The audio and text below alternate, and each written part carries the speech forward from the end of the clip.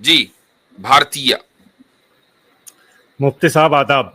آداب, کیا حال چال ہیں؟ جی بڑھیا ہے مفتی صاحب. میں ایک منٹ ذرا توحید صاحب, یہ جو بیک اسٹیج ہے اس کو ذرا سا اس کی صفائی کریں تاکہ غیر مسلم حضرات یہاں تک جی پہنچ میں سکیں. کر رہا ہوں حضرت, وہی کر رہا ہوں حضرت, جی سب سے لگا ہوں. جی سناتنی ہیں آپ؟ جی ہاں جی فرمائیے. مفتی صاحب, میں آپ کی لائیو میں دیکھتا ہوں آپ تمام لوگ اور بھی حضرات ایتھیسٹ لوگوں سے ڈیبیٹ کرتے ہیں. میں یہ جاننا چاہتا ہوں کہ اسلام کے نزدیک کوئی ایتھیسٹ ہو سکتا ہے کیا, اسلام کے نظریے سے؟ کیا مطلب اس کا, اسلام کے نزدیک ایتھیسٹ ہو سکتا ہے کیا؟ ہو سکنا ہی کیا مطلب ہے؟ نہیں, میں یہ سمجھنا چاہتا ہوں کہ اسلام کے نظریے سے کوئی ایتھیسٹ ہو سکتا ہے. جہاں تک میں سمجھتا ہوں یا تو وہ ملحد ہوگا یا زندیق ہوگا. ایتھیزم کے معنی کیا ہیں؟ ایک جو میں نے زیادہ اس کو بہت تھارولی اسٹڈی تو نہیں کیا, لیکن میں سمجھتا ہوں جو ایشور گاڈ کا انکار کرے, جو گاڈ کے ایگزسٹنس کا انکار کرے وہ ایتھیسٹ ہے نا. اچھا, ملحد کسے کہتے ہیں؟ ملحد میرے خیال سے ایک اسلامک ٹرمولوجی ہے جو کہ خدا کا انکار کرے. تو ایتھیسٹ ملحد ہو سکتا ہے کہ نہیں؟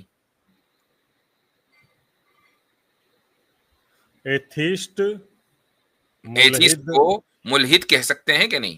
چونکہ دونوں کی جو ڈیفینیشن ہے وہ آپ نے ایک ہی کی ہے. نہیں, اس میں یہ آپ سمجھیں, میں جو پہلی تو بات کر رہا ہوں کہ میں کس نظریے سے اس کو دیکھنا چاہتا ہوں, میں اسلامک نظریے سے بات کرتا ہوں. تو ہم اس کو ایتھیسٹ نہیں کہہ سکتے, ہم اس کو ملحد کہیں گے, زندیق کہیں گے, یا کافر, جو کچھ بھی کہہ سکتے. آپ نے تو خود ہی کہا نا کہ ایتھیسٹ وہ ہے جو گاڈ کے ایگزسٹنس کو نہ مانتا ہو. میں نے پوچھا ملحد کون ہے, کہنے لگے جو گاڈ کے ایگزسٹنس کو نہ مانتا ہو. تو جب ایتھیسٹ اور ملحد میں صرف لینگویج کا فرق ہوا تو آپ یہ کیسے کہہ سکتے ہیں کہ اس کو ایتھیسٹ تو نہیں کہا جائے گا, ملحد کہا جائے گا؟ یہ کیسی بات ہوئی بھائی؟ اچھا, تو جیسے اگر کسی عیسائی نے گاڈ کا انکار کر رکھا ہے اور آپ اس کو ایتھیسٹ کہتے ہیں, تو اس کا مطلب آپ مان لیتے ہیں کہ اس کا گاڈ ہے. اگر کسی عیسائی نے ایگزسٹنس آف گاڈ کا انکار کیا جی تو اس کو بھی ملحد بھی کہا جائے گا, ایتھیسٹ بھی کہا جائے گا. انگلش میں ایتھیسٹ کہا جائے گا, اردو میں ملحد یا عربی میں ملحد کہا جائے گا. آپ مجھے اسلامک نظریے سے بتا دیں کہ اس کو کیا کہا جائے گا. بتا تو رہا ہوں, اسلامک نقطۂ نظر سے بتا رہا ہوں کہ اس کو ایتھیسٹ انگریزی میں آپ کیا سمجھ. اسلامی نقطۂ نظر کے لیے ضروری نہیں ہے کہ زبان عربی ہو یا اردو ہو, انگلش بھی ہو سکتی ہے بھائی. نہیں, آپ عربی نظریے سے ہی بتا دیں مفتی صاحب. نہیں, کیوں بتا دیں, آپ کو عربی آتی ہے. اردو سے بتا دیں. اردو مطلب اردو میں ہم کہہ رہے ہیں نا, ملحد بھی کہہ سکتے ہیں اور ایتھیسٹ بھی کہہ سکتے ہیں, دونوں ترجمہ ہے. ملحد کا ترجمہ انگریزی میں ایتھیسٹ ہے, ایتھیسٹ کا ترجمہ اردو میں ملحد ہے. صرف لینگویج کا فرق ہے نا. آپ نے ڈیفینیشن تو ایک ہی کی ہے. ہاں, لیکن جہاں تک آپ جو کیا, تو پھر اگر آپ اس کو ملحد نہیں کہیں گے اور ایتھیسٹ کہیں گے تو پھر آپ کو ماننا پڑے گا کہ آپ ہم ملحد بھی کہیں گے اور ایتھیسٹ بھی کہیں گے. جی, تو اگر اردو میں کہنا ہوگا تو اس کو ملحد ہی کہیں گے. جی, اردو میں کہنا ہوگا تو ملحد کہیں گے, انگریزی میں کہنا ہوگا تو ایتھیسٹ کہیں گے. اچھا ٹھیک ہے, شکریہ مفتی صاحب. یہی میں تو سمجھا کہ آپ کوئی بڑا خطرناک سا کوئی کلیم لے کر آئے ہیں, زبردست والی دلیل لے کر آئے ہیں. یار یہ تو کچھ بھی نہ نکلا. نہیں, میں بہت چھوٹے بچوں والے سوال لے کر آتا ہوں مفتی صاحب. اچھا ٹھیک ہے, اجازت ہو تو ایک تھوڑا سا اور پوچھ لوں. ہاں, ایک تو اور پوچھ لیجئے. اچھا, یہ بتائیں آپ, مدرسوں میں کتابیں اس کے مطلب اس کے پچھ میں ہیں کہ کتابیں گورنمنٹ طے کرے کون سی چلے گی, یا مطلب سائنس اور یہ پڑھانے کے پچھ میں ہے؟ آپ کا بچہ کیا پڑھے گا, کیا آپ اس حق میں ہیں کہ گورنمنٹ طے کرے؟ اب بالکل طے تو گورنمنٹ ہی طے کر رہی ہے. یعنی آپ کا بچہ کیا پڑھے گا, سائنس پڑھے گا, میتھ پڑھے گا, ڈاکٹر بنے گا, انجینئر بنے گا, یہ گورنمنٹ طے کرے گی؟ نہیں, کیا پڑھے گا نہیں, کون سی کتابیں پڑھے گا وہ گورنمنٹ. میں کتابوں کی بات کر رہا ہوں. ہاں, تو گورنمنٹ کے اسکول میں اگر آپ اپنے بچے کو بھیجیں گے تو گورنمنٹ طے کرے گی کہ بھائی کیونکہ آپ ہمارے اسکول میں آئے ہیں, ہم فنڈنگ کر رہے ہیں, ہم ٹیچروں کو سیلری دیتے ہیں, تو ہم طے کریں گے, آپ طے نہیں کریں گے. لیکن اگر آپ نے خود اپنا اسکول کھولا, ٹھیک ہے, یا اپنا کوئی تعلیمی ادارہ کھولا, اس میں آپ کو طے کرنا چاہیے کہ بچے کیا پڑھیں گے. ہاں, گورنمنٹ کو یہ اختیار ہوگا کہ پھر وہ آپ کے کھولے ہوئے اسکول کو मान्यता देती है, अप्रूवल देती है या नहीं देती है, गवर्नमेंट का इख्तियार है, लेकिन गवर्नमेंट आपको पेनलाइज नहीं कर सकती है कि आप अपने बच्चे को ये क्यों पढ़ा रहे हैं।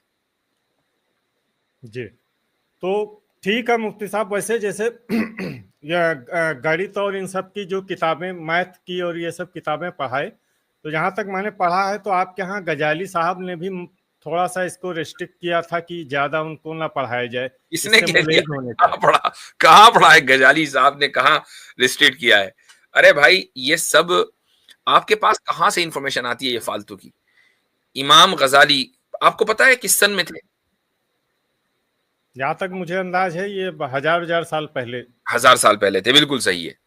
तो हिजरत 1446-47 साल पहले हुई है, तो हिजरी तारीख के एतबार से सन 505 हिजरी में उनका इंतकाल हुआ है। इमाम गजाली की जो किताबें हैं, अगर आप वो किताबें पढ़ें, मैं आपको तो नहीं कहूंगा, लेकिन अगर कोई फिलोसोफर पढ़े तो उसका अंदाजा होगा कि फिलोसफी में क्या क्या मिस्टेक्स हैं, इस पर इमाम गजाली ने काम किया है। ये नहीं कहा कि फलसफे को जला दो। उनकी 2 किताबें हैं। पहली किताब इस मौजू पर, पहली किताब का नाम है मकासिदुल फलासिफा, जिसका अंग्रेजी तर्जुमा है द ऑब्जेक्टिव्स ऑफ फिलोसोफर्स, के फिलोसफी के जरिए फिलोसोफर्स क्या अचीव करना चाहते हैं। तो उन्होंने पूरे फलसफे को पेश किया है कि this is what it is. उसके बाद उन्होंने दूसरी किताब लिखी जिसका नाम है तहाफुतुल फलासिफा, जिसका इंग्लिश ट्रांसलेशन है द इनकंसिस्टेंसी ऑफ फिलोसोफर्स, के ये फिलोसफी के अंदर ये एरर्स पाए जाते हैं।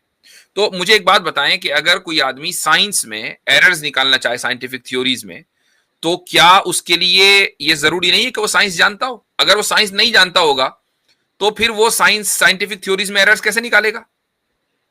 समझ में आ रही बात? तो अगर कोई आदमी फिलोसोफर्स के एरर्स निकाल रहा है तो इसका मतलब यह है कि वो आम फिलोसोफर से ज्यादा अच्छे अंदाज में फिलोसफी जानता है, जब भी तो एरर्स निकाले। और उनकी किताब का जवाब लोगों ने देने की कोशिश की, कुछ लोगों ने दी, मुसलमानों में ही दी, लेकिन वो जवाब ज्यादा नहीं चला। तो इसलिए ये जो आपको किसी ने बताया ये गलत बताया है कि उन्होंने कहा कि जी मैथ वैथ को जरा साइड में कर दो, ऐसा कुछ नहीं है। मैं एक चीज आपके तवस्सुस से, चूंकि आपसे बात हो रही है, मैं अपने नाजरीन को एक चीज बताना चाहूंगा। शायद आप जानते होंगे, और इस मौजू पर बाय द वे मैं पहले ही बता रहा हूं, मैं अगले हफ्ते इंशाअल्लाह एक अहम स्ट्रीम करने जा रहा हूं, और मैं चाहूंगा कि तमाम वो लोग के जो मेरी स्ट्रीम्स, चाहे वो रिकॉर्डेड हो और चाहे वो लाइव हो, देखते हैं, वो स्ट्रीम जरूर देखें। और मुझे खुशी होगी कि अगर वो लाइव स्ट्रीम देखेंगे नेक्स्ट वीक, तो उसमें, उस स्ट्रीम में मैं लोगों के सामने ये बात रखना चाहूंगा कि हम स्कूल के करिकुलम्स में किस तरीके से एक पॉजिटिव तब्दीली कर रहे हैं। और ये तब्दीली सिर्फ अमेरिका के पर्सपेक्टिव में नहीं है, बल्कि आलमी सतह के ऊपर है इंशाअल्लाह। तो मैं उसके कुछ नमूने आपको दिखाऊंगा। ये स्ट्रीम्स बहुत इंपॉर्टेंट होने जा रही है, तो अगले हफ्ते इंशाअल्लाह। अब ये बात मैंने क्यों कही, आप सबको इससे वाकफियत है कि मैं एक स्कूल चलाता हूं अमेरिका में, बुरहान एकेडमी के नाम से। उस बुरहान एकेडमी की लाइब्रेरी का नाम हमने रखा है इमाम गजाली लाइब्रेरी। ओके, ये अजीम शख्सियत का नाम इसलिए रखा है ताकि लोगों के जहन से इस तसव्वुर को मिटाया जाए कि इमाम गजाली कोई जदीद मौज़ूआत या जदीद तालीम, मैथ और साइंस के खिलाफ थे, ऐसा कुछ नहीं है। उन्होंने फिलोसोफर्स ने जो थियोलॉजी के खिलाफ काम किया है, उसमें उन्होंने उनके एरर्स को बताया कि देखो तुम्हारे ये एरर्स हैं। अब इससे कोई ये कहे कि जी वो साइंस के खिलाफ थे, कि जी वो फिलोसफी के खिलाफ थे, और वो मैथ के खिलाफ थे, और वो जियोलॉजी के खिलाफ थे, और वो बायोलॉजी के खिलाफ थे, ये वाहियात बात है। जी ठीक है, शुक्रिया मुफ्ती साहब। ओके।